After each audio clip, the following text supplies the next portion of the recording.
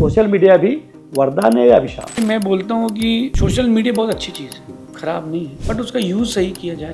एक ही है social media का प्लेटफॉर्म जो बचा हुआ है, बाकी सब बिखा हुआ है। तो सोशल मीडिया बहुत अच्छी चीज़ है, बट अपन उसी को यूज़ करें जो करने योग्य है। आज हमारे बीच मुनिवर आदित्य सागर जी महाराज हैं। संगत का बहुत असर पड़ता है। आज का जो यूथ है या फिर आज की जो पीढ़ी है वो ऐसे अधीर हो गई है। उनको हर चीज़ बहुत जल्दी चाहिए, कम मेहनत पे चाहिए। एक से मैंने पूछा तुमको सक्सेसफुल बनना है? बोले हाँ। मैंने कहा तुम क्या चाहते हो? बोले नो इन्वेस्टमेंट, नो वर्क और 3 करोड़ रुपीज़ पर मंथ का पैकेज। कैसे मिलेगा? इम्पॉसिबल है। थोड़ा रेस्ट लो और फिर अपने एग्रेशन को अपने खेल में दिखाओ। उत्तर जीत के मत दो, उत्तर जीत से दो। आंगन में जहाँ खेलने बच्चे नहीं आते, उस घर में यूं लगता है फरिश्ते नहीं आते। और खुशियों के लिए भेजे हैं बच्चों को अरब हम, और खुशियों की घड़ियों में ही बच्चे नहीं आते। किस काम की परदेश में फिर ऐसी कमाई, माँ बाप की मैयत में जब बच्चे नहीं आते। सब पैसे के लिए भाग रहे हैं। खुश रहने का सबसे आसान सूत्र। ओम इग्नोराय नमः। नमस्कार, मैं डॉक्टर आलोक सेठी। बहुत सारे संतों से हम मिलते हैं जो वाकई में हमें दूसरे लोग को ठीक करने के बारे में बताते हैं, बात करते हैं, और कैसे अच्छा हम जीवन जीने के बाद में प्रभु के पास जा पाएँ उसके बारे में बात होती है। कुछ संत ऐसे होते हैं जो इस लोक को भी सुधारने की बात करते हैं, और बड़ी बात होती है कि उन पर माँ सरस्वती की भी असीम कृपा होती है। उनके शब्द खुद बोलते हैं, उनकी लिखी हुई किताबें हमें जीवन जीना सिखाती है।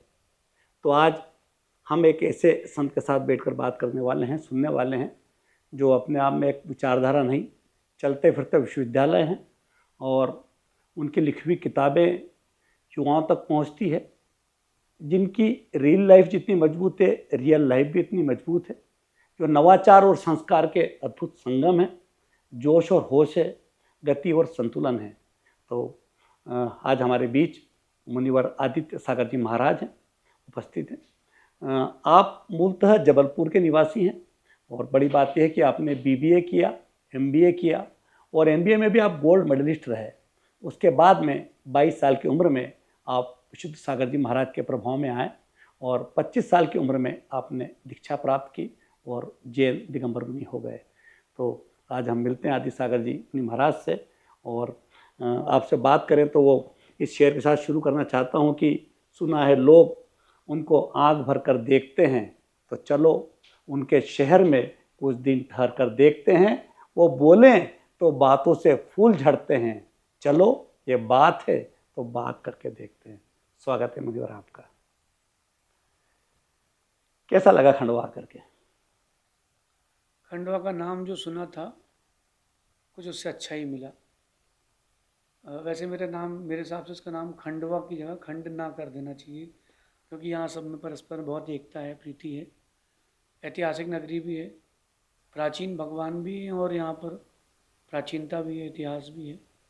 अच्छा लगा, फिर से आने का मन है। क्या बात। हर शहर की पहचान किसी की इमारतों से होती है, किसी के वहाँ के खाने पीने के व्यंजनों से होती है। खंडवा की पहचान है कि लोगों से है, और संत, सुर और संगीत साहित्य की नगरी है। किशोर कुमार दिया खंडवा ने, दादा धूनी वाला अध्यात्म के रूप में बड़ा नाम है। माखनलाल चतुर्वेदी जी का शहर है, जिन्होंने कविता लिखी थी मुझे तोड़ लेना वनमाली। और संतों बड़ी खंडवा की हवा में साहित्य और संगीत के पराग उड़ते हैं। तो आप जैसे संत का खंडवा धरा पर आना वाकई में इस धरा को पावन करता है। तो आपका फिर से एक बार स्वागत है। आए चलें अपन प्रश्नों की ओर। एक बात होती है कि अंग्रेजी में कहावत है कि आप आपके दोस्तों का नाम बतलाइए, मैं आपको आपका चरित्र बतला दूंगा। तो मैं जानना चाहता हूँ कि जीवन में क्या संगत का इतना बड़ा असर होता है? आलोक जी, ऐसा है कि व्यक्ति के पास जो कुछ है वो उसकी संगत से डिफाइन होता है। मैं एक दृष्टांत से अपनी बात प्रारंभ करता हूँ कि आप एक शब्द देखिए, मैं लिखता हूँ जी। या मैं एक आकृति बनाता हूँ। मैंने एक आकृति बनाई गोल सी। अब आपसे मैं पूछूंगा कि क्या लिखा है, तो आप कन्फ्यूज़न में है कि ये है क्या। लेकिन मैं इसके आगे अगर एक 1 और 0 लगाता हूँ पीछे, तो ये बात क्लियर हो गई कि 100 लिखा हुआ है। क्या बात। तो आपकी आकृति डिफाइन करती कि आप क्या हैं। अगर इसके बाजू में मैंने कुछ अल्फ़ाबेट लिखा होता तो वो लेटर हो जाता, मैंने अंक लिख दिया है तो वो अंक हो गया। संगत ही आपको डिफाइन करती है। बहुत खूब। कुंभकर्ण ने संगत ली रावण की तो जेल गया, हाँ, बंदी बना, और विभीषण ने संगत की राम की तो लंकेश हो गया। संगत का बहुत असर पड़ता है। और मैं ये मानता हूँ कि आने वाले समय में, और ये अपने जो जेंजीज हैं, यूथ हैं, अगर इस बात को समझ जाए तो बहुत काम की बात है। संगत ही आपके फ्यूचर को डिसाइड करती है, डिफाइन करती है। आपका आने वाला कल क्या है, लोग आपको अच्छे से समझ पाएंगे, तब समझ पाएंगे जब आप अच्छी संगत रख पाएंगे। बहुत बढ़िया, बड़ी अच्छी बात कही आपने। हो यह रहा है कि दुनिया में मोटिवेशनल की अपन लाखों कहानियाँ सुन लें, लेकिन शायद मेरी बात से आप सहमत होंगे कि जो द्रोणाचार्य और अर्जुन वाली कहानी थी कि आपको क्या दिख रहा है, तो अर्जुन ने जवाब दिया मुझे चिड़िया की आंख दिख रही है, और द्रोणाचार्य ने कहा कि आप चला दीजिए तीर, और तीर जाकर निशाने पर लगा। तो यह कहानी भारत से ही निकली और पूरी दुनिया के लिए प्रेरणा बनी कि हमें अपने लक्ष्य की ओर ध्यान देना चाहिए। आसपास पेड़ से और चिड़िया से हमें मतलब नहीं होना चाहिए। लेकिन वर्तमान युवा को हम देख रहे हैं कि वो लक्ष्य से भटक जाता है और शायद इसलिए असफल होता है। तो क्या लगता है आपको, लक्ष्य पर कैसे हमने रुकना चाहिए? देखिए, डिस्ट्रैक्शंस तो सब जगह हैं जी। आप गाड़ी चलाओगे तो आजू बाजू सुंदर जो नज़ारे हैं नेचर के, वो डिस्ट्रैक्शंस हो सकते हैं। आप व्यापार करोगे तो किसी की बातें या कुछ भी डिस्ट्रैक्शंस हो सकते हैं। फ़ोन डिस्ट्रैक्शन हो सकता है। इंडिया पाकिस्तान का मैच चल रहा है जी। और उस दिन बहुत दुकान में बहुत भीड़ है, तो वो भी डिस्ट्रैक्शन हो सकता है। लेकिन मेरा कहना है कि वो बाहर की चीज़ें अंदर ना आए। किसी ने मुझसे पूछा कि कविता क्या है, हाँ, तो मैंने कहा कि अंदर के चित्रों को कागज़ पे उतार देना, हाँ, जो अंदर आपके चित्र चल रहा है, गूंज चल रही है, उसको कागज़ पर उतार देना, ये कविता है। क्या बढ़िया। तो ऐसे ही जो बाहर की चीज़ें अगर आपके अंदर आ जाती तो डिस्ट्रैक्शंस होती है। मैंने देखा है कि जब एग्ज़ाम देने में जाता था तो 10th और 12th में तो बहुत टॉयलेट आई एग्ज़ाम के समय, खाली बैठे कुछ बनते ही था। हाँ, हाँ, लेकिन जब मैंने बीबीए और एमबीए की ओर आया तब मेरे को तो किसी भी एग्ज़ाम में टॉयलेट नहीं आई, हाँ, क्योंकि मुझे लग रहा था कि एक भी मिनट वेस्ट नहीं हो सकता। डिस्ट्रैक्शंस उसके लिए है जिसके पास डेडिकेशन नहीं। अगर आपके लिए, आपके पास किसी भी काम में डेडिकेशन है तो आप कभी डिस्ट्रैक्ट नहीं हो सकते। खाना खाते समय या फिर अपना फेवरेट फूड खाते समय किसी को डिस्ट्रैक्शन नहीं आता, वो पहले उसको खाता है। तो बहुत बहुत अच्छी बात है। डेडिकेशन अगर आ गया अगर आपके पास डेडिकेशन है तो किसी भी परिस्थिति में आपको डिस्ट्रैक्शंस कुछ भी नहीं लगेंगे, और डेडिकेशन नहीं है तो डिस्ट्रैक्शंस आपके बराबर है। बहुत ही अच्छी बात कविता की आपने। तो शब्द जब अनुशासित होते हैं तो कविता बन जाते हैं। पानी जब अनुशासित होकर बहता है तो नदी या नहर बन जाता है, या शोर जब अनुशासित होता है तो वो राग बन जाता है। तो अनुशासन के जीवन में बहुत मायने हैं। तो कहाँ लगता है आपको अनुशासन कैसे आएगा अंदर से? अनुशासन के लिए अभ्यास चाहिए। आज का जो यूथ है या फिर आज की जो पीढ़ी है वो ऐसे अधीर हो गई है। उनको हर चीज़ बहुत जल्दी चाहिए, कम मेहनत पे चाहिए। एक से मैंने पूछा तुमको सक्सेसफुल बनना है? बोले हाँ। मैंने कहा तुम क्या चाहते हो? बोले no investment, no work, 16 hour की स्लीप और 3 करोड़ रुपीज़ पर मंथ का पैकेज। कैसे मिलेगा? इम्पॉसिबल है। तो वो जो अधीर हो गया है व्यक्ति, इसलिए अनुशासन विहीन हो गया है। क्योंकि जो अनुशासन में चलता है ना, तो रूल्स एंड रेगुलेशन में जब कोई रहता है तो उसको बंदिश में रहना पड़ता है, और बंदिश में नहीं रहेगा तो वो अनुशासन में नहीं रहेगा। अनुशासन में मैंने देखा है, हम गुरु जी के अनुशासन में चलते हैं आज भी, तो गुरु जी के अनुशासन में आज भी हम चलते हैं तो उन्नति होती है। नदी सागर तभी बनती है जब वो अनुशासित होकर अपने मार्ग में बहती है। बहुत अच्छा। और अगर नदी अपना मार्ग भटक ले तो वो सुनामी हो जाती है, वो बाढ़ हो जाती है। अगर एक बच्चा आज अनुशासित होकर के पढ़ता है तो मुझे नहीं लगता कि इतना साल भर का कोर्स उनको दिया जाता है। जो बुक दी जाती है वो मेरे ख्याल से 6 महीने 3 महीने में बहुत है, बट वो अनुशासित होकर के नहीं पढ़ता, इसलिए इतना लंबा समय लगता है। बिजनेस के लिए भी मैं एक बात बोलता हूँ जी। जो डेडिकेटेड है और अनुशासित है वो कभी फेल नहीं हो सकता। हमारा अनुशासन है कि इतने बजे दुकान खुलेगी, इतने बजे मंगल होगी, मैं प्रॉफिट ऑफ मार्जिन इतने % रखूँगा। हाँ, आपको लेना है तो ठीक है, नहीं तो कोई बात नहीं, फिर मिलेंगे। अनुशासन से काम कीजिए। आज दुकान खोली, कल बंद है, परसों 3 बजे खुल रही है, कस्टमर आपकी रेगुलरिटी कैसे चेक करेगा? तो अनुशासन होना हर जगह के लिए हो सर।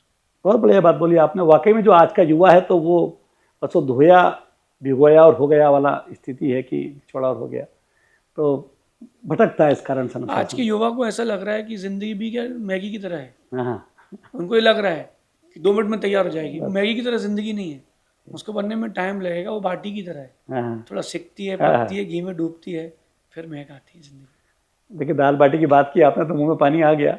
बात में चर्चा में जब बिहार में साथ में थे तो आपने बात कहा कि आपको उस जब गृहस्थ जीवन था खाने का बहुत शौक था। आपकी पसंदीदा डिश कौन सी होगी? बहुत सारी है लेकिन अब वो चीज़ बची नहीं। वैसे मुझे पूड़ी बहुत पसंद है। क्या बात। सोशल मीडिया आज के दौर में, जैसे अब स्कूल में लिखते थे हम लोग, स्कूल में शायद निबंध आपको भी होगा कि विज्ञान वरदान है या अभिशाप है, और दोनों तरह से हम बच्चे लोग उसको लिखते थे। सोशल मीडिया भी वरदान है या अभिशाप? देखिए, मैं बोलता हूँ कि सोशल मीडिया बहुत अच्छी चीज़ है, ख़राब नहीं है, बट उसका यूज़ सही किया जाए तो। जस्ट लाइक सोनोग्राफी की मशीन। सोनोग्राफी की मशीन इसलिए बनाई गई थी ताकि वो बच्चा गर्भ में है, हाँ। कोई बीमारी हो, कोई प्रॉब्लम हो, उसको वहीं ठीक कर दिया जाए, दवा वहीं दे दी जाए। लेकिन अब लोगों ने उसको भ्रूण हत्या का एक ऑप्शन, उपाय बना लिया है। ऐसी सोशल मीडिया ख़राब प्लेटफॉर्म नहीं है। अगर मैं बात करूँ मीडिया की तो कोई खुल के बोलूँगा, एक ही है सोशल मीडिया का प्लेटफॉर्म जो बचा हुआ है, बाकी सब बिका हुआ है। तो सोशल मीडिया बहुत अच्छी चीज़ है, बट अपन उसी को यूज़ करें जो करने योग्य है। आप बहुत ज़्यादा स्ट्रेस में हैं, तनाव हो गया, बहुत ज़्यादा बिजी थे, 5 मिनट के लिए 10 मिनट के लिए लाफ्टर देख लें, अच्छी बात है। क्या बात। आप 1 घंटे तक लाफ्टर ना देखें। आप स्टूडेंट हैं कॉमर्स के, तो आप commerce related, accounts related, economics related चीज़ों को देख सकते हैं सोशल मीडिया में। आप फिजिक्स के स्टूडेंट हैं तो फिजिक्स देख सकते हैं।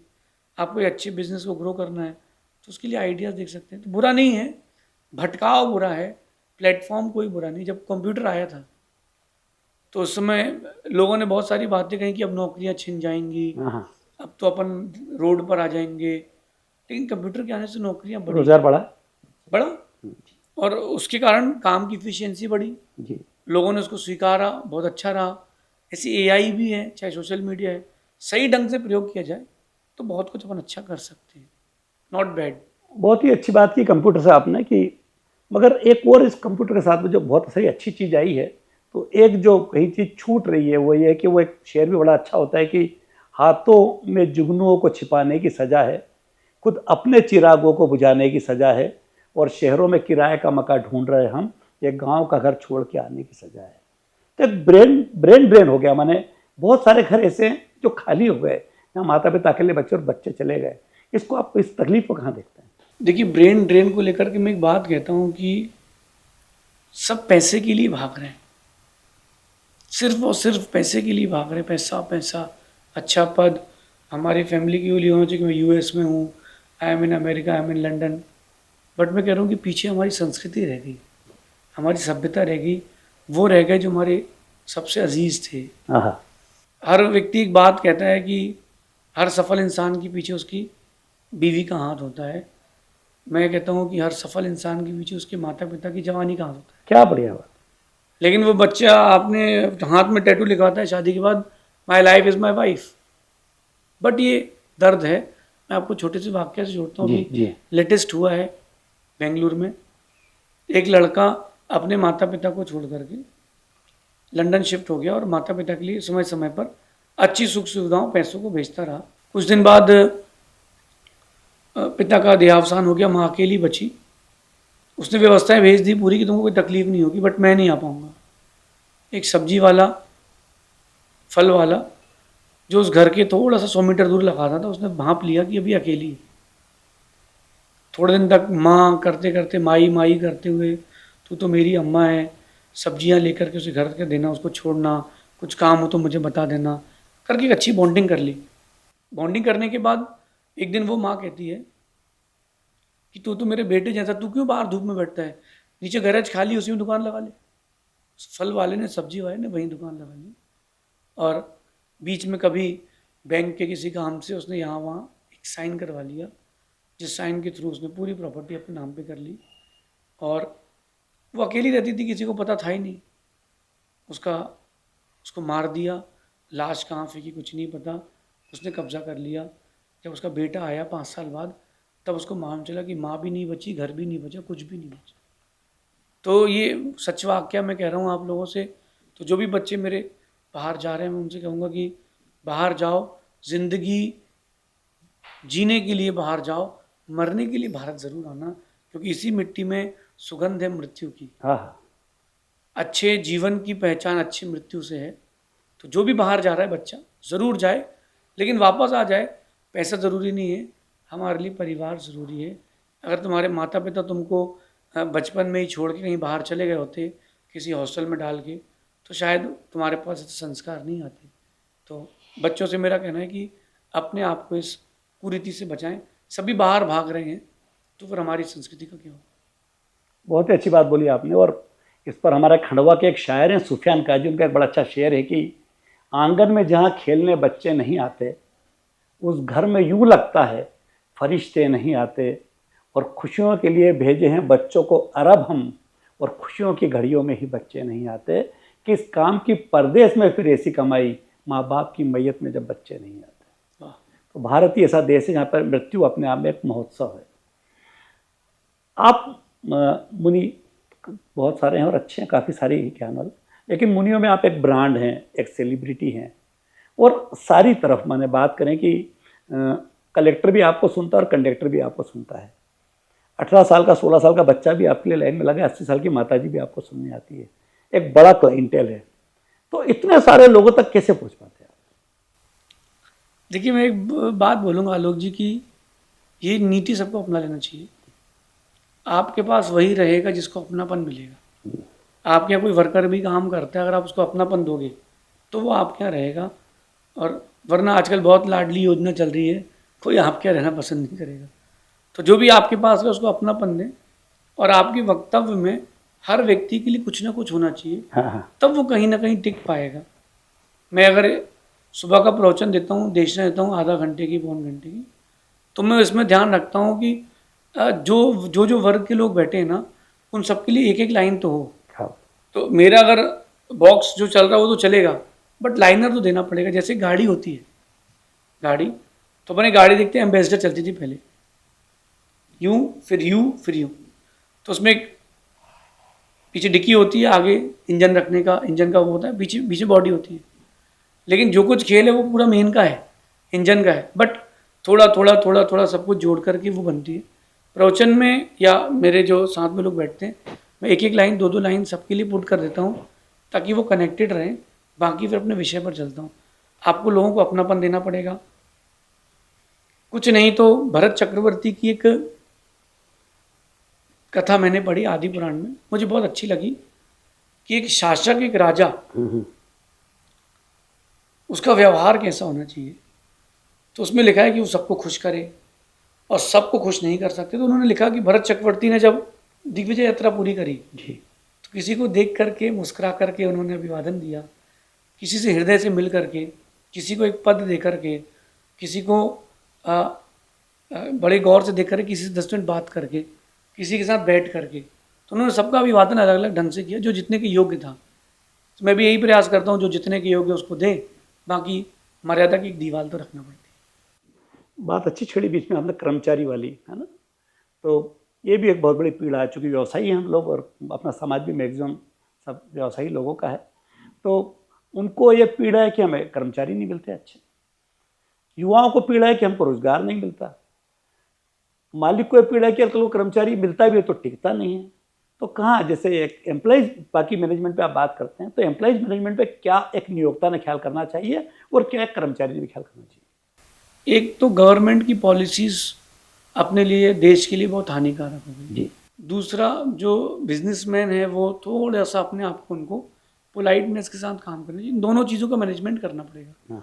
गवर्नमेंट ने सब चीज़ों के लिए सुविधा दे दी है। 12वीं पास इतने रुपए, फलानी लाडली योजना इतने रुपए। तो एक जो इंजीनियर है जितना कमा रहा है उससे ज़्यादा तो घर बैठे उनको मिल रहा है, तो वो निकम्मे हो रहे हैं। फिर लोग, मेरी बात को बुरा ना माने, लेकिन गंभीरता समझे। बाकी जो देश है वो तरक्की क्यों कर रहे हैं? क्योंकि वो काम करा के पैसे देते हैं।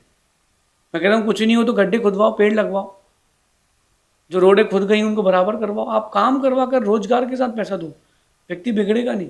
अब उसको 1 रुपये किलो में गेहूँ मिल रहा, 2 रुपये के 1 किलो में चावल मिल रहा, बहुत सस्ते में तेल मिल रहा, बहुत सस्ते में चीनी मिल रही, तो वो 20,000 रुपये वो योजना में ले लेता है, 5,000 का राशन लाता है, 15,000 की शराब पी लेता है। तो देश इस कारण एम्प्लॉयमेंट इसलिए बिगड़ रहा है।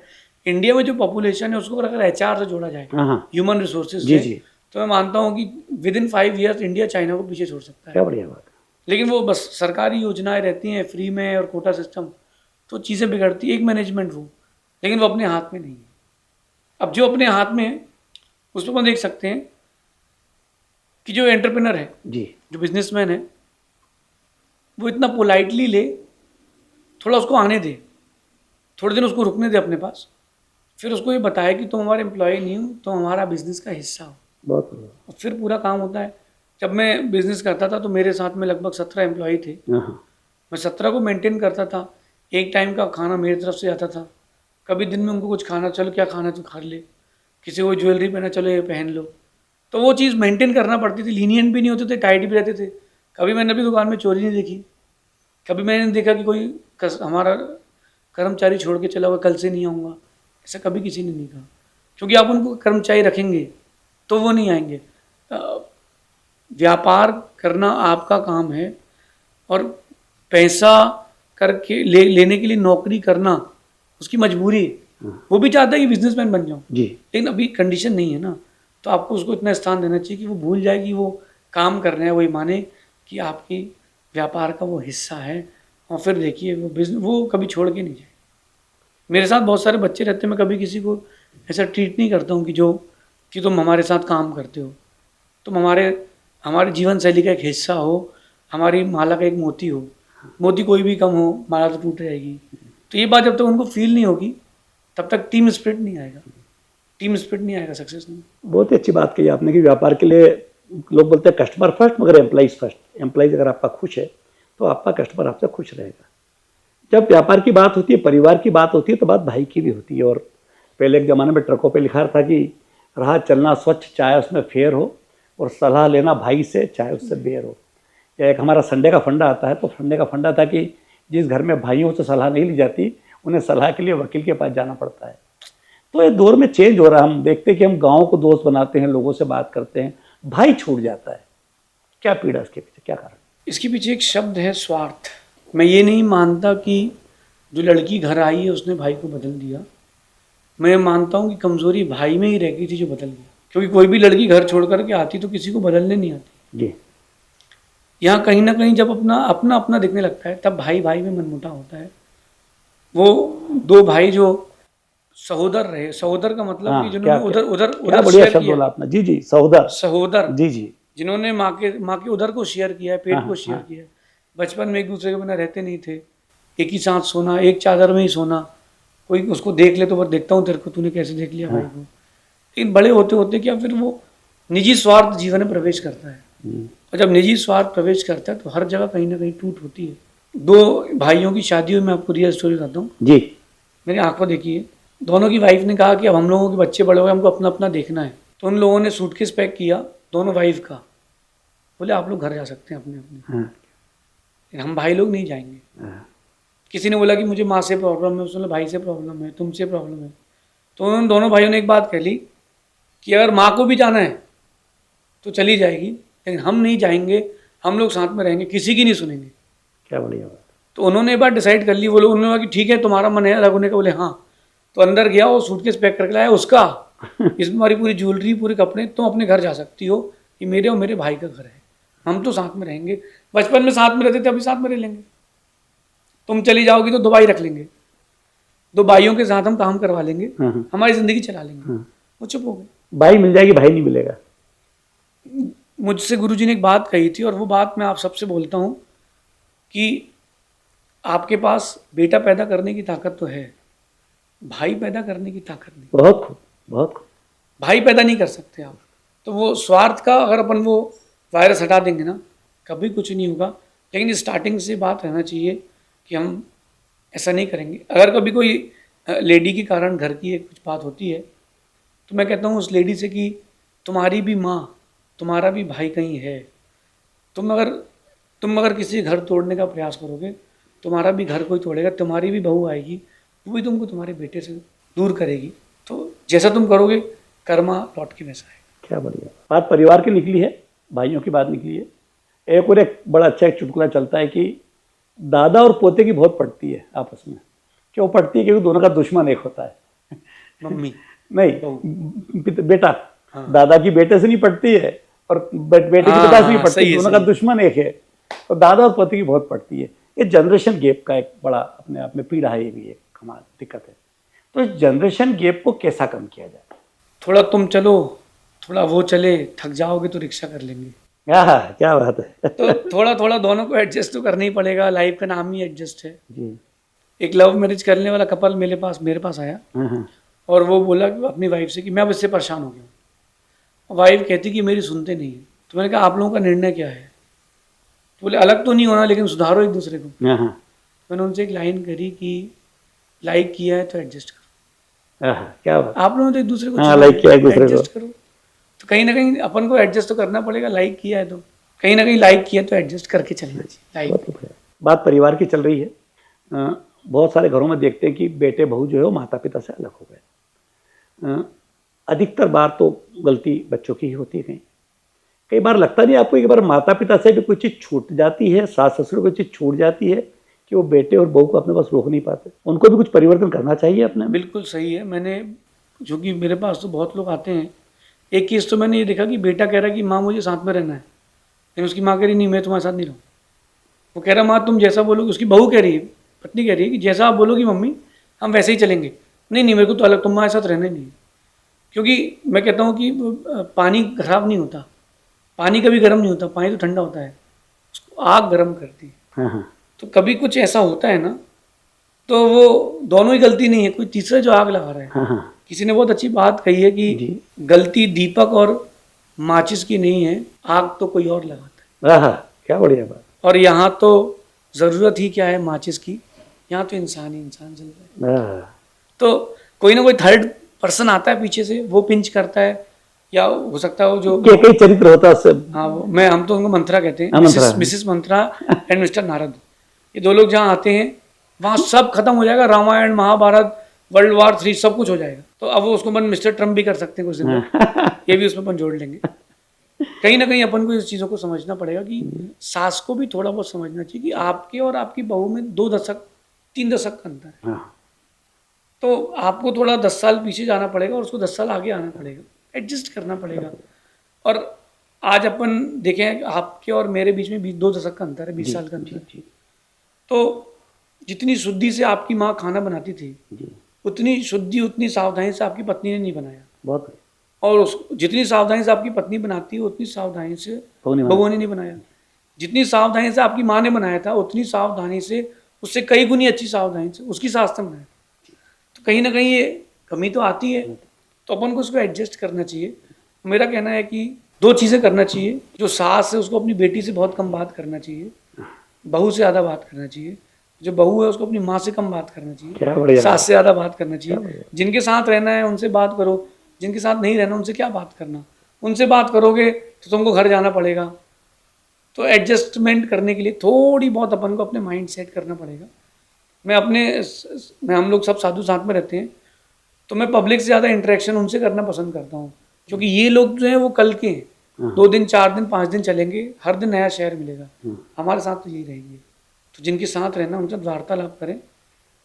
तरुण सागर जी बहुत अच्छी बात कहते थे कि लड़ लो, मार लो, पीट लो, कूट लो, लेकिन बात करना संवाद मत करो। तो अगर आप एक दूसरे से बात करते रहोगे तो रास्ते।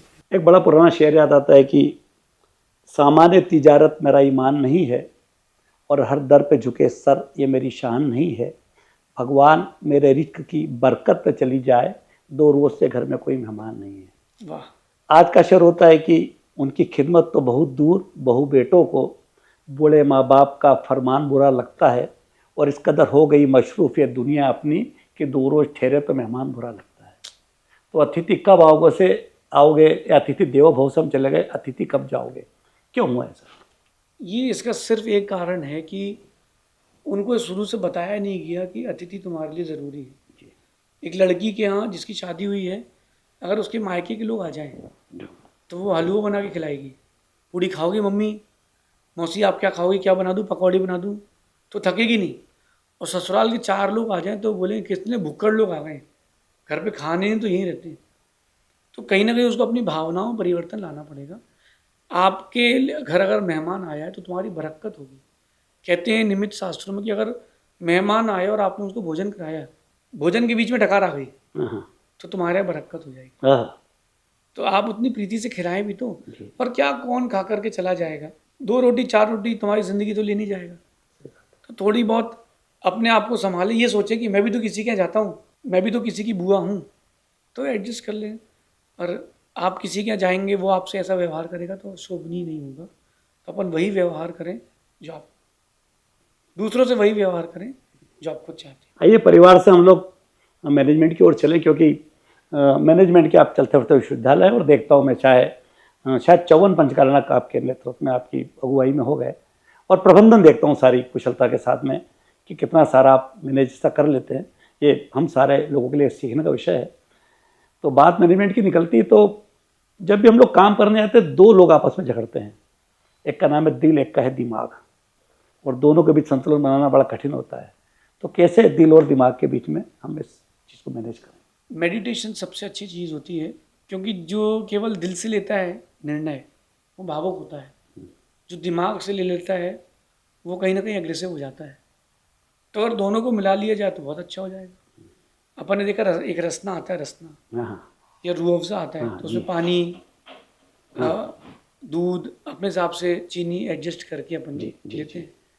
तो इसीलिए मैं कह रहा हूँ कि अपन एक तरफा नहीं जाए, जी। दिल और दिमाग को जोड़ के चलें। अभी जो मैंने मंत्राक्ष का ध्यान कराया था, अभी इंदौर में लास्ट शिविर था और इंदौर में फिर से लगने वाला है, उसमें उस ध्यान की प्रक्रिया में मैं दिल और दिमाग को जोड़ता हूँ। और जिसका दिल और दिमाग एक साथ काम कर ले, उसकी इफिशियंसी, उसकी तरक्की 1000x भी हो सकती है। बहुत अच्छा। क्योंकि भावुकता का एक निर्णय आपको 10 साल पीछे कर सकता है। हाँ अभी विश्व युद्ध की कगार पर पूरा विश्व है, तो जो युद्ध कर रहे हैं, जिन जिन के ऊपर ब्लास्टिंग हो रही है, सब पीछे होते जा रहे हैं। सही बात है। मिसाइल फेंकने वाला भी हाँ और मिसाइल खाने वाला, सभी पीछे होते जा रहे हैं। तो अगर थोड़ी सा दिल दिमाग एक साथ बैठ जाए तो क्या दिक्कत है। इसके लिए 2-4 चीज़ें मैं आपसे कहता हूँ, जैसे आंख बंद करके, ये जो सिस्टम है ये बहुत स्लोली आप उंगलियों को पास में लाने का प्रयास कीजिए, आंख बंद करके। तो आप देखना, आप पाएंगे कहीं ऊपर जा रही है, किसी की नीचे जा रही है। जब माइंड और दिल आपका एक साथ काम करेगा तो वो एक साथ सेट हो जाएगी। और भी बहुत सारी मेडिटेशन है, बीजाक्षरों का ध्यान, मंत्राक्ष का ध्यान के, दिल और दिमाग को जोड़। जब ये आप बैठेंगे ना, तो एक इन्फाइनाइट का साइन बनता है। आप एक नीचे बनता है और एक यहाँ बनता है, तो आप डबल इन्फिनिटी की ओर जाते हैं। मेडिटेशन कर सकते हैं। तीसरी चीज़ अच्छी बात यह है कि अपने दिमाग को उन चीज़ों से जोड़ें जहाँ कंपैरिजन हो, और बहुत सारी चीज़ों का उत्तर लाने का प्रयास आपका दिमाग करे, तो आपका दिल दिमाग एक साथ काम करेगा। बाकी दोनों आपके ही हैं, चलाना कैसे है ये आप जानिए। भावुकता से कोई भी निर्णय लेंगे हमेशा चोट मिलेगी, एग्रेसिव होकर कोई भी निर्णय लेंगे सफलता दूर होगी। तो दोनों को मैच करें। ध्यान भी कर सकते हैं, बहुत अच्छी ऑप्शन है ध्यान करने का। दिल और दिमाग को एक साथ जोड़ने के लिए आप शम बीजाक्षर का ध्यान कीजिए जी। तो मेरा मानना है कि बहुत जल्दी इफेक्ट मिलेगा, भावुकता भी कम होगी। और जो कुछ प्रैक्टिसेस हैं माइंड की, सुई में धागा डालने का प्रयास कीजिए। ये पहले की माँ क्यों करवाती थी, ताकि आपका बैलेंस बने। तो इन सब चीज़ों से आप एक्टिविटीज़ करेंगे तो काम बने। बात आपने एग्रेशन की तो फिर एक शेर याद आता है कि तुम्हारी शान घट जाती कि ओहदा घट गया होता, जो कहा गुस्से से अगर प्यार से कह दिया होता। तो एग्रेशन के साथ में गुस्सा आता है और कमजोरी है, माने क्या पता क्यों, खासकर युवा पीढ़ी में, नए बच्चों में, जिनको बहुत कुछ चीज़ सरलता से मिल गई, तो वो सब जो आपने बताया माचिस वाली बात, तो कैसे कंट्रोल करें इसको? एग्रेसिव होना बुरा नहीं है, वो आपकी तरक्की के लिए एक सीढ़ी भी है, बट उसका टेम्परेचर फिक्स होना चाहिए, कब करना है, कितना होना चाहिए। उस व्यक्ति के सामने कभी एग्रेशन शो मत करना जिससे आपको बड़ा लाभ मिलने वाला हो। तो एग्रेसिव होना और क्रोधी होना बहुत अंतर है। क्रोध में व्यक्ति खुद को संभाल नहीं पाता, एग्रेसिव व्यक्ति जो एग्रेशन कर रहा है वो एग्रेसिव होने के बाद तुरंत संभाल लेता है। तो एग्रेसिव होना बहुत अच्छा है, आज की युवा पीढ़ी को एग्रेसिव तो होना चाहिए, बट एक रिमोट कंट्रोल के साथ कि इतना एग्रेशन ही ठीक है, और कब करना है, कहाँ करना है। हर किसी से एकदम से एग्रेसिव होना हर समय, ये एग्रेसिव नहीं है, क्रोध नहीं है, ये पागलपन है। बिल्कुल सही कहा। क्योंकि मैं मानता हूँ कि जो क्रोधी है और ओवर एग्रेसिव है, तो अपने अपने विनाश के लिए वो अकेला काफ़ी, उसको किसी शत्रु की जरूरत नहीं है। बहुत सारे खिलाड़ियों को मैंने एग्रेसिव देखा। आपने पुस्तक में लिखा भी आपकी? हाँ, मैंने लिखी है। हाँ, लिखा है। और मैंने बहुत सारे खिलाड़ियों को देखा कि जो लोग एग्रेसिव होते हैं खिलाड़ी बहुत ज़्यादा, और हर चीज़ का जवाब देना चाहते हैं, वो कभी अपने अपने आप को टॉप स्कोरर नहीं बना पाते। थोड़ा रेस्ट लो और फिर अपने एग्रेशन को अपने खेल में दिखाओ। उत्तर जीत के मत दो, उत्तर जीत से दो। क्या बढ़िया लाइन बोली आपने, उत्तर जीत के मत दो, उत्तर जीत से दो। आपकी जो जीत है वो उत्तर है, दैट्स ऑल। मैं एग्ज़ाम दे रहा था और एक लड़की जो थी वो मेरे साथ कंपटीशन में थी, उसने बहुत अच्छा प्रेजेंट किया। मुझे लगा कि वो जीतेगी, लेकिन मैंने उससे अच्छा प्रेजेंट किया। मैंने उस तरफ देखा ही नहीं, वो बार बार मेरे को देख रही थी कि अभी क्या रिएक्शन देगा। मैंने वहाँ देखा ही नहीं, मैंने अपना काम किया। जब रिजल्ट आया तो मैंने टॉप किया, तो मैंने ऐसा किया उसको कि मैंने तेरे को जीत से जवाब दिया है, जीत के जवाब नहीं दिया। बहुत अच्छी बात है, बात एग्जाम की निकली, बड़ी अच्छी बात है। तो एक 3 इडियट फिल्म में डायलॉग था कि दोस्त के फेल होने से ज़्यादा दुख उसके फर्स्ट आने पर होता है। हाँ। तो ये सफलता और आलोचना बड़ी सगी बहन है आपस में, और वो जहाँ आप सफल होते हो तो वो आलोचना साथ में आती है। तो कैसे बिना विचलित हुए बचा जाए? देखिए, मैं मानता हूँ कि सच्चा दोस्त वही है जो अपनी तरक्की या अपनी जीत से ज़्यादा आपकी जीत को एंजॉय। तो और अगर वो ये बात मन में आ रही कि यार वो आगे निकल गया, तो वो स्वार्थ है, वो साथ नहीं। साथ जो होता है वो ये देखता कि यार तुम आगे निकल जाओ, मुझे कोई दिक्कत नहीं, हम सब साधु भगवान साथ में रहते हैं। तो मेरे साथ तो कभी ऐसा नहीं हुआ कि उनका नाम आ गया कि मेरा आ गया। वो ये देखते हैं कि यार नाम किसी का भी आया हो, ब्रांड अपना होना चाहिए। तो टीम स्पिरिट लेके चलेंगे तो कभी इस प्रकार की बात नहीं आएगी। दोस्तों को मैंने जान लेते हुए भी देखा है और जान देते हुए भी देखा है। तो जिन्होंने जान ली है वो साथी नहीं स्वार्थी थे, जिन्होंने जान दे दी है वही साथी। बड़ी अच्छी बात कही आपने। और मुझे सचिन तेंदुलकर के साथ में 2 दिन बिताने का मौका मिला श्रीलंका में, एक कंपटीशन विन किया था मैंने। तो 2 दिन मैंने उनसे ये बात की कि मैंने कहा ठीक है, क्रिकेट में बहुत ज़्यादा रुचि नहीं है कि आपने कब सेंचुरी बनाई थी और कब कैसा मैच खेला था। मैंने कहा मैं आपसे ये जानना चाहता हूँ कि वो एक शेर होता है कि खुदा जब हुस्न देता है नजाकत आ ही जाती है, और संभल कर चलो कितना भी कमर बल खाई जाती है। तो अहंकार से बचा पाना, सफलता जहाँ मिलती है वो अहंकार आता है। सचिन को मैंने कहा आप कैसे बचा पाते हो अपने आप को? तो यही मैं युवा पीढ़ी के लिए आपसे प्रश्न करता हूँ कि सफलता मिल जाती है, जीत भी ले लिया आपने, सब कुछ हासिल कर लिया, उसके बाद अहंकार से खुद को कैसे बचाया? बहुत सिंपल है।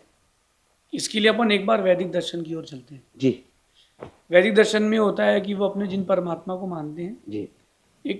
1 किलो लड्डू का डिब्बा, मिठाई का डिब्बा लेकर के जाते हैं। हाँ। भगवान को पंडित जी को दे देते हैं, वो समर्पित कर देते हैं। हाँ। फिर पंडित जी वहाँ से उनको 4 लड्डू दे देते हैं हाँ। कि 4 लड्डू तुम ले जाओ, प्रसाद है। हाँ। वो वाला नहीं देते, दूसरा देते हैं। जी। और वो 4 लड्डू लेकर के आ गए। बाहर निकल के उसने एक अपने माता पिता को दे दिया, हाँ। एक बीवी बच्चों को दे दिया, एक उनको दे दिया जिन्होंने कोई सहयोगी थे, पहचान के थे। 1 लड्डू से स्वयं खा लिया। हाँ। यही सिद्धांत अपनाना चाहिए अहंकार से बचने के लिए।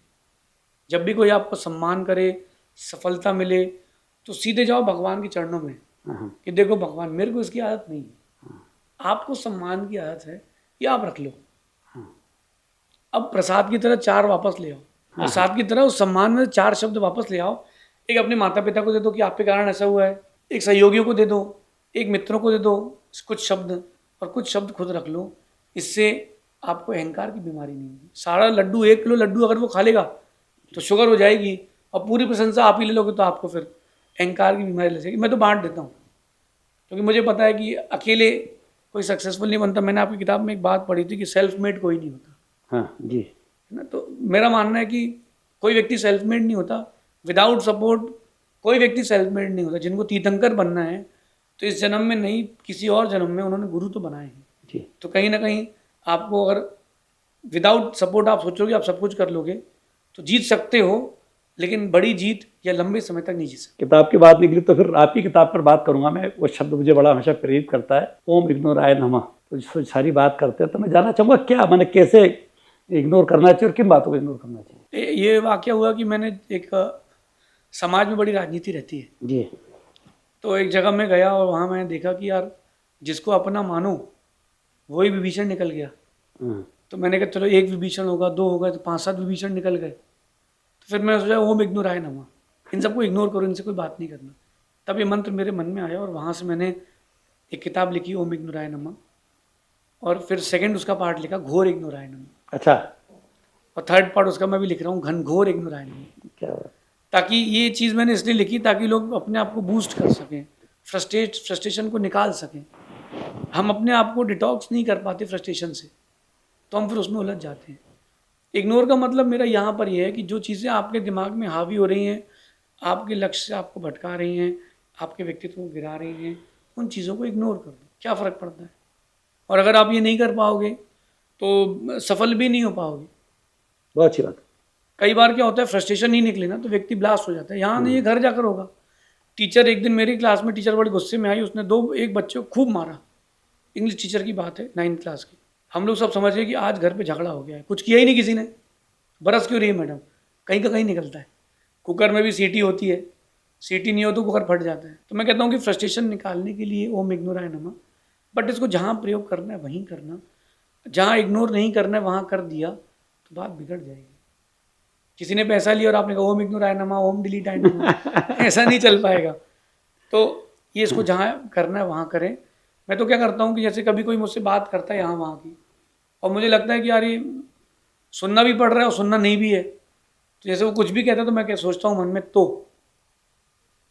वो कुछ भी करे, मुझसे कुछ भी कहे, मैं मन में की बात सोचता हूँ। तो जैसे उसने बोला कि तुम बहुत तेज चलते हो, मन में सोच रहा हूँ मैं, तो अच्छा वो इसके बाद भी नहीं मान रहा, वो और बोल ही रहा है, ये बोल ही रहा है, तो फिर मैं मन में सोचता हूँ कि आगे बढ़। उससे नहीं कहता हूँ, मन में, अपने मन में कहता हूँ कि आगे बढ़। इसके बाद भी वो बोलते रहता है तो मैं सोचता हूँ तेरे जैसे कई आते हैं, पागल है, छोड़ उसको। तो ये अपने मन से बात करने, मतलब फ्रस्ट्रेशन को अपन को कम करना है। क्योंकि फ्रस्ट्रेशन अगर आपके करियर में आ जाएगा या आपके लक्ष्य में आ जाएगा तो अपनी गुणवत्ता खत्म हो जाएगी, क्वालिटी खत्म हो जाएगी। तो ये सब चीज़ें फ्रस्ट्रेशन निकालने के लिए है। मुझसे कई लोगों ने कहा कि गलत मंत्र है, आप इसके आगे कोई और मत लिखना। मैंने कहा अभी तो चालू हुआ है कारवा, मंजिल बहुत दूर है, कई और आएंगे।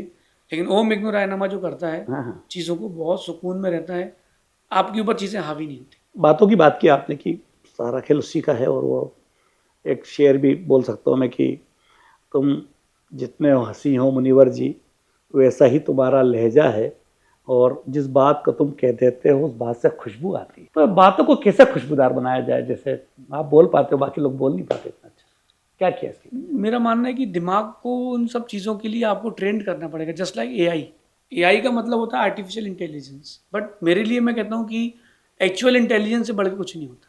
जी, तो अपने दिमाग को ट्रेंड करें आप।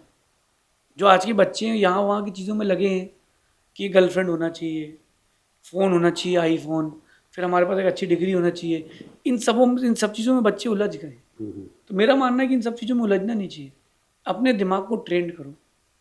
मैंने पिछले 16 साल में अपने दिमाग को क्या ट्रेंड किया, आप भी करें और लोग भी करें इस चीज़ को। जी जी, कि किसी के जीवन में कोई समस्या आ रही है, आप उस समस्या को आप सुने, समाधान मांग रहा हो तो दें, नहीं मांग रहा हो तो अपने दिमाग से बोलें कि अगर ये प्रॉब्लम तुम्हारे साथ आती तो तुम क्या करते। तो आपका दिमाग जाएगा दुनिया में घूम करके आपको एक सॉल्यूशन ला के देगा, और ये सॉल्यूशन लंबे समय तक प्रैक्टिस करने के बाद हाजिर जवाब में बदल जाता है। हाँ क्या, और जैसे अकबर बीरबल के घर गया और उसका बेटा कुछ ज़मीन में ढूंढ रहा था, उसको कुछ गिर गया, तो वो धीरे से पूछता है कि क्या ढूंढ रहे हो, तो वो उसको देख करके बोलता है कि जाओ तो यार अपना काम करो। बोले नहीं क्या ढूंढ रहे हो, तो बोले बाप को ढूंढ रहा हूँ अपने। बीरबल का बेटा कहता है कि अपने बाप को ढूंढ रहा हूँ। तो अकबर कहता मैं बता दूं, तो बोले आधा तेरा आधा मेरा। कि भाई क्यों परेशान कर रहा है, मैं अपने में हूँ, तू क्यों मेरे को परेशान कर रहा है। तो ये जब लंबे समय तक अपने दिमाग को अपन एक्चुअल इंटेलिजेंस की ओर लेके जाते हैं ना, तो वो हाजिर जवाब में बदलता है और वो अपनी क्वालिटी बढ़ाता है, शब्दों की, फ्लुएंसी की। बट धीरे धीरे आपको लेना चाहिए। मैंने लगभग 8-9 महीने या कहूँगा कि प्रैक्टिस करते करते 2-3 साल भी निकाले। दिन में 3 घंटे बैठ करके मैं एक ही टॉपिक पर खुद से बोलता था।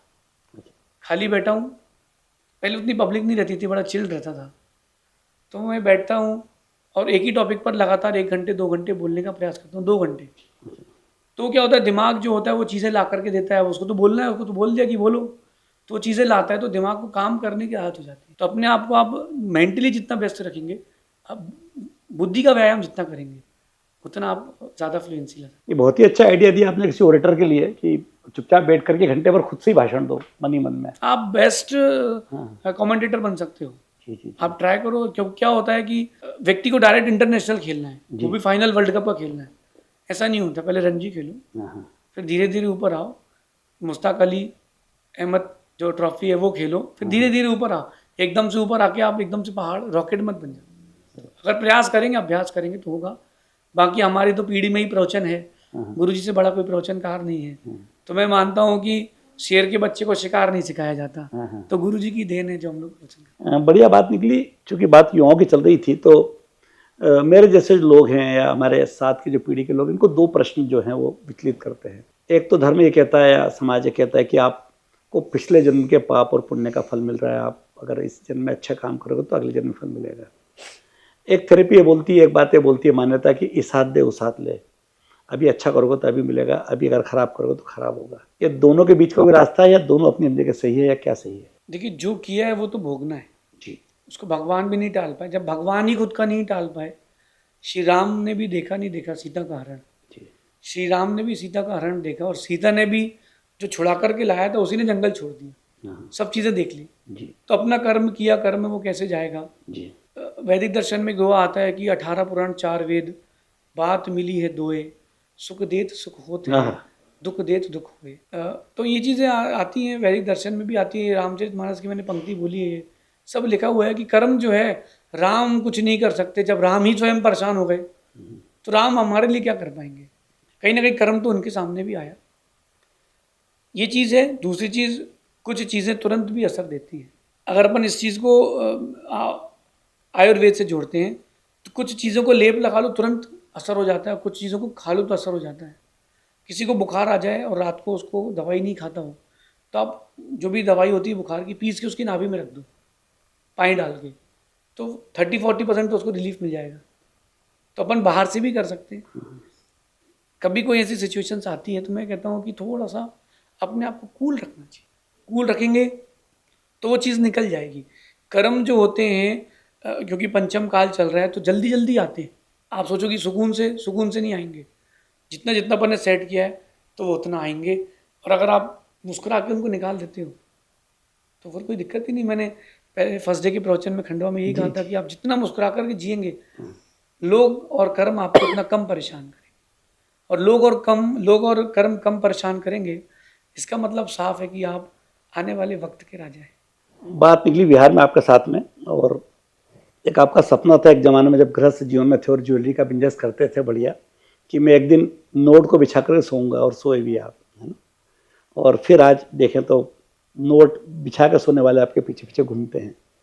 जीवन बदला। तो ऐसा कौन सा पल आया जिसने एकदम जीवन बदल दिया आपका? आपको गुरु से आपको आदि सागर जी बना दिया? चीज़ें ऐसी रहती हैं आलोक जी की, जीवन आपको जहाँ ले जाना चाहता है ना जी वहाँ ही ले जाएगा, आप चाहे कुछ कर लो। कुछ चीज़ें नियति के ऊपर छोड़ना पड़ती हैं। मैंने 10th के बाद बायो लिया। जी बायो लेकर के मैं पहले दिन गया तो वहाँ मेडक का डिटेक्शन चल रहा था। मैं तो छोड़ के बाहर आ गया, मेरे से नहीं हो पाएगा ये सब देख के। फिर मैंने सोचा यार अपने तो यार वैल्यू घट जाएगी यार, फिजिक्स केमिस्ट्री मैथ्स ले लेते हैं। किस्मत देखना मुझे कहाँ से कहाँ ले जा रही है। तो मैंने फिजिक्स केमिस्ट्री मैथ्स लिया। तो फिजिक्स का 3 लाइन का फॉर्मूला मैंने देखा बोर्ड में। मैंने कहा मैडम 1 मिनट पानी पी के आना। मैं गया ही नहीं दोबारा, इतना बड़ा कौन याद करेगा। फिर मैंने कंप्यूटर कॉमर्स ले लिया जी और अपनी यात्रा को प्रारंभ किया। बीकॉम में एडमिशन लिया। मेरी दीदी ने मुझे बीबीए में ढकेल दिया। बोले बीबीए नया आया है, आज से लगभग 22 साल पुरानी बात हुई। 22 साल पुराना मैंने बीबीए किया है, 22 साल पुराना एमबीए किया है। तो मुझे किस्मत ने वहाँ ढकेल दिया। लेकिन सब कुछ होने के बाद भी एक आत्मिक संतुष्टि नहीं थी कि मैंने कुछ कर लिया। मैंने बहुत कुछ कर लिया, पैसा कमा लिया, लोगों के बीच में इज्जत कमा ली, दोस्त ने देख लिए, बट एक इंटरनल सेटिस्फेक्शन नहीं था। गुरुजी आए 2008 में और उन्होंने सिर पर हाथ रख के आशीर्वाद दिया। अंदर एक बिजली सी कौंधी, और बिजली कौंधी और एक आवाज़ आई कि बस अब यही मित्र हैं। सिक्स सेंस ने बोला कि जो कुछ है तुम्हारा तो यही है। बस वहीं से फिर लाइफ चेंज हुई। लक्ष्मी का समावेश तो था लेकिन सरस्वती का नहीं था, और उनके आशीर्वाद से सरस्वती का समावेश भी हो गया। और वैराग की जननी, वैराग भावना भी आ गई साथ में। तो उन सब ने घेर लिया और मुझे गुरुजी के साथ ले गए। गुरुजी का ही प्रसाद है, और उनकी पहली झलक मैंने जो देखी उसके बाद ही मेरे जीवन में लगा कि नहीं यार, एक बार ये ट्राई करना चाहिए, अपन कर सकते हैं। और मैंने ये सोचा कि अपने पास पुण्य है, तो अपन ने पुण्य को अभी तक तो भोग में लगाया है, क्यों ना एक बार योग में लगा के देखते हैं, कुछ ना कुछ तो अच्छा होगा। और फिर मैं इस राह पर गुरुजी के साथ निकल गया। ये बहुत ही अच्छी बात है। और जैसा कि बताते हैं कि जब पहली बार आपके पापा ने आपको देखा जन्म के बाद में, तो बच्चों में दो चीज़ देखते हैं, या तो वो सोते हैं या रोते हैं। आपने देखा तो आप उनको टकटकी बांध के देख रहे थे जब इन्होंने आपका नामकरण कर दिया गुरु। और हमारे जैसे बहुत सारे लोगों के लिए तो गुरु जी आप ही हो गए हैं, तो बहुत अच्छा लगता है देख करके। सफलता जब आती है, सफलता अपनी कीमत मांगती है, चाहे व्यवसाय में हो, चाहे आप राइटर हो, चाहे ऑपरेटर हो, या कुछ भी हो, तो अपनी कीमत मांगती है, तो वो शांति रह जाती है। तो कैसे सफलता और अपने जीवन की शांति दोनों के अंदर बैलेंस किया जाए? देखिए, वास्तविकता की सच्ची सफलता तो शांति है। दुनिया की जो बाहरी चीज़ों को अपन जोड़ रहे हैं कि ये भी जोड़ लूँ मैं, वो भी जोड़ लूँ, तो वास्तविक तो शांति नहीं है। सब कुछ होने के बाद भी आप अगर मुस्कुरा रहे हैं, और कुछ भी नहीं है तो भी आप मुस्कुरा रहे हैं, तो ही आप सफल हैं। सफलता का मतलब ये नहीं कि पैसा मिल गया, एक बड़ा घर मिल गया, लोग आपको जानते हैं। सफलता का मतलब ये है कि आप अंदर से कितना शांत हैं, क्योंकि अपन अपने बारे में सबसे ज़्यादा जानते हैं और कोई नहीं जानता। तो ये आजकल के बच्चे सफलता ढूंढते हैं, और सफलता किस बात पर ढूंढते हैं कि अच्छी जॉब लग जाए, अच्छा बिजनेस मिल जाए, अच्छी लड़की शादी हो जाए, दहेज में कुछ नहीं, बस 50 किलो सोने के साथ लड़की मिल जाए और कुछ भी नहीं चाहिए। ये मेरी जीवन की सफलता है। ये सफलताएं नहीं है, ये वास्तविकता में असफलता है, अशांति है। सफलता का मतलब तो अपनी आंतरिक शांति से, सेटिस्फैक्शन से है। पांडव तो 5 गांव में सेटिस्फाइड थे, इसलिए वो सफल थे। और कौरव को तो पूरा कुरुक्षेत्र मिल गया तो भी वो सेटिस्फाइड नहीं थे, पूरा हस्तिनापुर मिल गया तो भी वो सेटिस्फाइड नहीं थे, तो वो असफलता की ओर थे। ये 5 में सेटिस्फाइड थे, सफल हैं। जाना कुछ साथ में है ही नहीं। आज अपन बातें कर रहे हैं, अपन दोनों चले जाएंगे, फिर कहीं मिलेंगे, बस अपन दोनों की हुई ये बातें जो है ये रह जाएंगी। फिर अपन दोनों चले जाएंगे, कोई और दुनिया में मिलेंगे, फिर कोई अपनी जगह आएगा, यहाँ फिर बातें करेगा, तो बातें रह जाएंगी और दुनिया निकल जाएगी, सफलता रह जाएगी, बस शांति रह जाएगी। बहुत ही अच्छी बात बोली। शाहिर साहब लिख गए हैं गाना कि मैं पल दो पल का शायर हूँ, पल दो पल मेरी कहानी है, कल और आएंगे नगमों की खिलती कलियाँ चुनने वाले, मुझसे बेहतर कहने वाले, तुमसे बेहतर सुनने वाले। तो वाकई में दुनिया ऐसी ही जाएगी, खूब अच्छे लोग आएंगे और खूब बातें जाएगी, और बातों की ही बातें रह जाएगी। अपन आए रैपिड फायर राउंड करते हैं कि एक छोटा सा प्रश्न, उसका छोटा सा उत्तर। तो गुस्सा आए तो तुरंत क्या करें? पी लेना चाहिए। एक शब्द है मौन, मौन ले लेना चाहिए। क्या बात। और रिएक्शन टाइम को थोड़ा डिले कर देना चाहिए। बहुत अच्छी बात। कोई अधूरी ख्वाहिश? बहुत सारी अधूरी रह गई, क्योंकि कभी पूरी नहीं होती। अगर पुरानी यादों में बात करूं तो मेरी एक इच्छा थी कि एक फरारी कार लेना है, तो वो रह गई, लेकिन अब उसका कोई काम नहीं बचा है। आप तो फरारी आपके पीछे घूम रही है अब तो।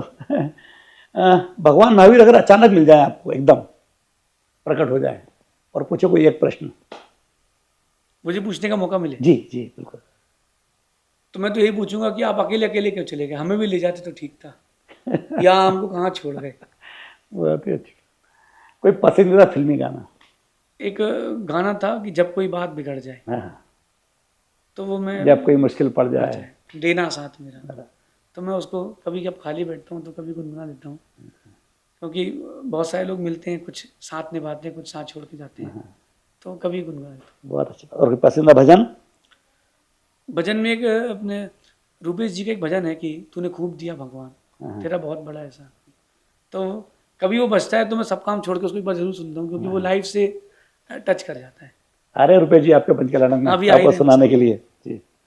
मुनि ना होता तो क्या होता? मुनि ना होता तो मैं अपनी कम्युनिटी का सबसे बड़ा बिजनेसमैन होता, क्योंकि मेरा पैशन था कि दुनिया 2 चीज़ों से झुकती है, एक पैसा और एक पावर, तो मैं दोनों की ओर जाता, मैं एक अच्छा सफल व्यवसायी होता। सब कहेंगे आप कैसे हैं जब तक आपके जेब में पैसे हैं, और कोई ना पूछेगा आपका हाल अगर आप हो जाओगे बेहाल। सही है कि अगर जेब से अगर पैसे गिर जाएं तो जेब में छेद हो जाए तो सिक्कों से पहले रिश्ते गिर जाए। क्या बात है।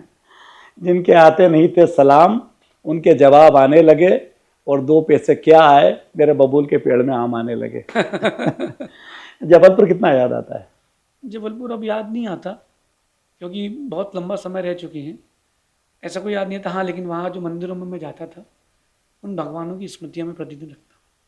मगर संस्कार धानी है जबलपुर। देखिए, जबलपुर का इस भारत की धरा पर बड़ा एहसान है कि आचार्य रंजीत से चालू हो जाए, महर्षि योगी से चालू हो जाए, या अपन का आ जाए मिमिक्री में के नाइकर पर आ जाए, रजनीकांत पर आ जाए, आदेश श्रीवास्तव पर आ जाए।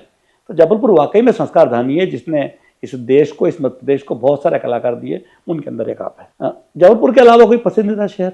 सभी पसंद है, बाकी मेरे को जैसे इंटरेस्ट नहीं था। फिर भी एक स्थान था, मैं जब कर्नाटक गया था चिकमंगलुरु डिस्ट्रिक्ट पर, हाँ, तो मुझे बहुत अच्छा लगा। मैंने उसको चूज़ किया कि जब भी अंतिम समय आएगा तो वहीं चले जाऊंगा। वहाँ का टेम्परेचर और वहाँ के लोग बहुत अच्छे थे। एक येडनीर करके जगह है जी, वहाँ पर चिकमंगलुरु के पास, वो बहुत अच्छी जगह है। वहाँ मुझे थोड़ा रहना, मैं 2-4 दिन रुक के आया हूँ, और मैं मन बना के रखा हूँ कि जब कभी अंतिम समय आएगा तो शांति के लिए वापस वहीं चले जाऊँगा। मैं सुनने वालों को बता दूं कि चिकमंगलुरु वो शहर है जिसने इंदिरा गांधी को नया जीवन दिया। जब 77 में आपका आपातकाल लगा और उसके बाद में इंदिरा गांधी बाहर हो गई, और 1980 में उन्होंने एक बाई इलेक्शन लड़ा चिकमंगलुरु से 79 में, और वो जीत कर आई, और उसके बाद में इंदिरा गांधी फिर वापस देश के अंदर है। तो चिकमंगलुरु वाकई में उस तरह का शहर है। कोई पसंदीदा पुस्तक आपकी धार्मिक से हटके? मुझे तो मेरी एक पुस्तक बहुत अच्छी लगती है, आध्यात्मिक प्रबंधन। जब मैं खाली बैठता हूँ तो मैं उसको देखता हूँ। मैंने आपकी किताब में पढ़ा था कि आपकी पसंदीदा पुस्तक है आपकी जीत। हाँ जी, मैंने लिखा था। ये आपकी मैंने पूरी किताबें आपकी बड़ी गहराई से पढ़ी हैं। एक लेखक को पेशेंस के साथ दूसरे लेखक को पढ़ना चाहिए। जी, फिर भी अगर मेरे से आप सब चीज़ों से हट के बोलेंगे कि कोई आपकी फेवरेट बुक जो हो, जो अगर आप कभी भी हो तो उठा के पढ़ सकते हैं, तो मैंने किताबें वास्तविकता में बाहरी किताबें बहुत कम पढ़ी हैं, जी, मैंने आदमी बहुत पढ़े हैं। तो मेरी जो पुस्तक है आध्यात्मिक प्रबंधन, वो मुझे बहुत पसंद है, क्योंकि मैंने अपने अंदर से लिखा है। सही कहा कि सबसे पहले आपको खुद से प्यार होना चाहिए, तब तो आप दुनिया से प्यार कर पाओगे। तो और पसंदीदा ओरेटर?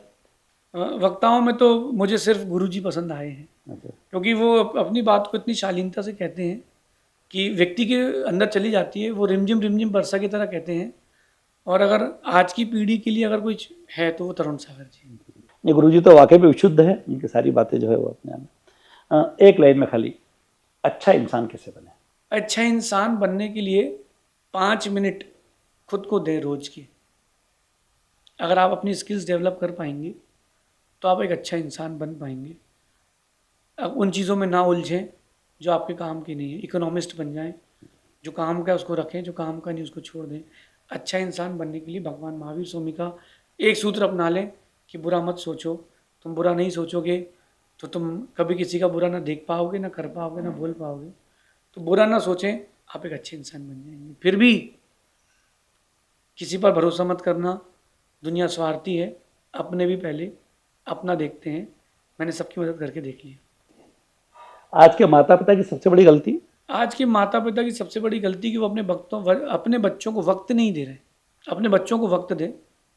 आप अगर अपने बच्चों को वक्त देंगे तो कल आपके बच्चे आपको वक्त देंगे। खुश रहने का सबसे आसान सूत्र? ओम इग्नोराय नमः। क्या बात है, वाह। जीवन का एक नियम जो सबको मानना चाहिए? कोई भी कुछ भी ज़्यादा दिन तक नहीं रहेगा, ये जीवन में उतार के चलना चाहिए। आज लोग मुझे सुन रहे हैं, कल कोई नहीं सुनेगा, या मुझे सुनेंगे तो मेरे जाने के बाद 50 साल तक मुझे और सुनेंगे, फिर कोई और आएगा। तो एक अपने यहाँ एक सूत्र अपने अंदर लिख लेना चाहिए, अनित्यता। कुछ भी नित्य नहीं है, तुम भी नित्य नहीं हो, पैसा भी नहीं है। जब जाओगे तो कुछ भी नहीं बचेगा। कुछ भी कैसा भी हो, परमानेंट कुछ भी नहीं है जगत में। कोई ना परमानेंट, लेडीज हो या जेंट्स, आप चाहे धोती पहनो या पैंट, जगत में कोई ना परमानेंट। जीवन का एक नियम जो सबको मानना चाहिए? अहिंसा। अपने जीवन को एक, ये शब्द बहुत छोटा है लेकिन बहुत गहरा है, कि अपने जीवन में जो कुछ भी आप करो जी, उसको अहिंसा से जोड़ के करना। खाना खाओ तो, बैठो तो, कहीं जाओ तो, कुछ भी करो आप, उसमें देखो कि हम हिंसा और अहिंसा कितनी करते हैं। धन और लक्ष्मी में फर्क? लक्ष्मी वो है जो आपको सरस्वती की ओर ले जाए, और धन वो है जो आपको पतन की ओर ले जाए। धन जब आता है तो व्यक्ति मद में डूब जाता है, और लक्ष्मी जी आती है ना तो उनको सरस्वती जी की ओर ले जाती है। कई बार किसी से बात करके ऐसा लगता है कि घड़ी रुक जाए, घड़ी बंद हो जाए, और लगातार हम सुनते रहें, आप बोलते रहें, लेकिन समय की अपनी मर्यादा होती है, और मन तो कभी भरता नहीं है। मगर वो एक लाइन है कि गमों की आँच में आंसू उबाल कर देखो, बनेंगे रंग किसी पर तो डाल कर देखो, और तुम्हारे दिल की चुभन भी ज़रूर कम होगी, किसी के पाँव से कांटा निकाल कर देखो। तो इस दौर में खूब महंगे जूते पहन लिए हमने, लेकिन उसके बाद भी पाँव में कांटे चुभना बंद नहीं हो रहे हैं। तो जब ऐसे संतों के चरण में बैठते हैं, बातें होती है, सुनते हैं, और जो अपने आप में पुराना युग और नए युग दोनों का मिलन है, जो नए बच्चों की बात करते हैं, जो बात करते हैं प्राकृत भाषा की, जो बात करते हैं 50,000 श्लोकों की, लेकिन बात ये भी करते हैं कि चैट जीपीटी पे अगर जाए तो वहाँ पर अगर जैन धर्म की बात करें तो क्या सही उत्तर आना चाहिए। इन दोनों इतनी पुरानी चीज़ों को और नई चीज़ों को जोड़ने का जो काम कर रहे हैं, ऐसे संतों के साथ बैठना वाकई में किसी गंगा में स्नान करना होता है, किसी लाइब्रेरी में पढ़ना होता है। तो आज के इस बातों में बाकी आपको तो आनंद आया ही होगा, आएगा, मुझे बहुत आनंद आया है। तो आदरणीय गुरुदेव, आपका बहुत बहुत आभार, बिल्कुल दिल की गहराई से, कि आपने जीवन में बड़ी बहुत अच्छी बातें बताई।